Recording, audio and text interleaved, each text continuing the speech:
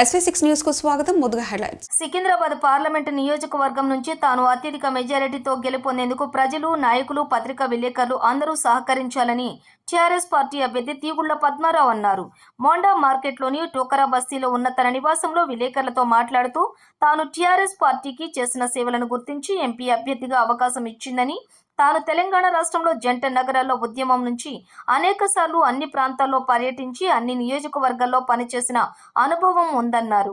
తన పార్లమెంటు నియోజకవర్గంలో ఉన్న 7 అసెంబ్లీ నియోజకవర్గాలతో సన్నిహిత సంబంధాలు ఉన్నాయని ఆయన అన్నారు.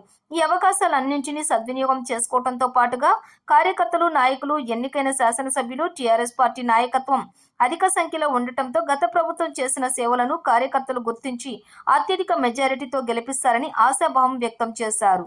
మాజీ మంత్రి తలసాని శ్రీనివాస్ యాదవ్ మాట్లాడుతూ పద్మారావు గెలుపు చాలా సునాయాసంగా ఉంటుందని, కార్యకర్తలతో సన్నిహితంగా ఉండటం, అందరితో ఆప్యాయంగా, ప్రేమతో అందరితో కలిసిపోవటంతో పద్మారావు పట్ల మంచి అభిప్రాయం ఉందని అన్నారు.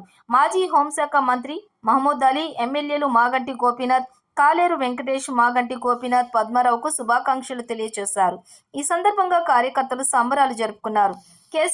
కేటీఆర్ పద్మారావు గౌడ్కు అనుకూల నినాదాలతో హోరెత్తించారు.